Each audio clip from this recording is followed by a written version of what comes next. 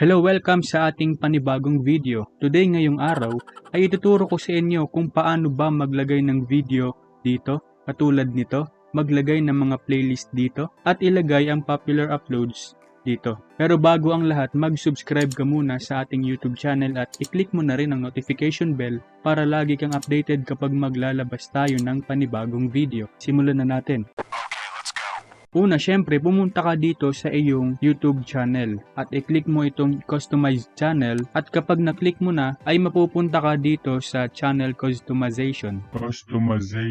Ngayon, kung mapapansin ninyo, merong layout, branding at basic info. Pero dito muna tayo o dito lang tayo sa layout. Kung mapapansin ninyo, merong video spotlight at sa baba nito, makikita mo itong channel trailer for people who haven't subscribed. Ibig sabihin nito, ito yung mga taong hindi pa nakasubscribe sa'yo at ito yung makikita nilang video. Sa baba naman nito ay itong feature video for returning subscribers. Ibig sabihin, sila yung mga taong nakasubscribe na sa'yo at binisita ang iyong channel at itong videong ito ang kanilang makikita. Ngayon, paano natin babaguhin o tatanggalin ang videong ito? I-click nyo lang itong tatlong tuldok na ito. Ibig sabihin, ito yung options, change video or remove video. Ngayon, kapag kinlik nyo itong change video, ito ang makikita ninyo. Pwede kayong pumili ng mga video dito na gusto nyong ilagay dito.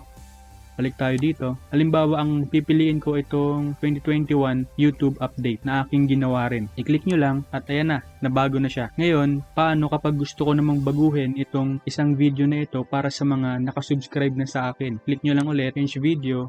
Halimbawa, pipiliin ko ay itong paano maglagay ng video sa text. Kung hindi niya pa napapanood yan ay panoorin nyo na. I-click nyo lang at ayan na. Para sa mga taong nakasubscribe na sa akin, ang makikita nilang video dito ay ito. How to place video inside text using FILMORA X. At para naman sa mga hindi pa nakasubscribe sa akin at binisita ang aking channel, itong video na ito ang kanilang makikita. Mababago na itong video na to. Ngayon, kapag bumaba pa kayo, makikita ninyo itong featured sections. Ito yung mga playlist na nakita ninyo kanina. Itong all about video editing, all about YouTube tutorials and tips, at yung uploads. Ngayon, halimbawa, gusto kong tanggalin itong uploads na ito. Gusto kong ipalit yung popular uploads. Pumunta lang kayo dito sa add section at piliin itong popular uploads. Ngayon, halimbawa, gusto kong baguhin yung pwesto nitong mga to. Itong popular uploads ay gusto kong ilagay dito sa taas. Mamaya makikita natin kung may pagbabago nga ba doon sa ating ginawa. Na itong popular uploads na ito ay makikita na natin dito sa baba ng video na ito. Kung mapapansin ninyo, merong short videos na nakalagay dito pero dito wala tayong nakitang short video. Tingnan natin kung bakit. Ang nakalagay dito ay this section is only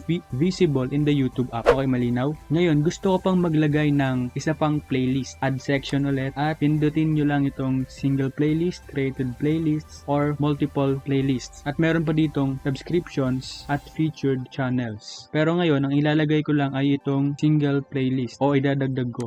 Ayan. Kung makikita ninyo, ito yung mga playlist ko. Pipili ako ng playlist na gusto kong ilagay doon sa pinakababa ng aking YouTube channel. Halimbawa, itong all about intro. Ayan. Nandyan na siya. Ganun lang kadali. Ngayon, para naman ma-save nyo ito, ay pindutin nyo lang itong publish. Ayan, changes, published, go to channel, at makikita ninyo yung pagbabago. Ayan.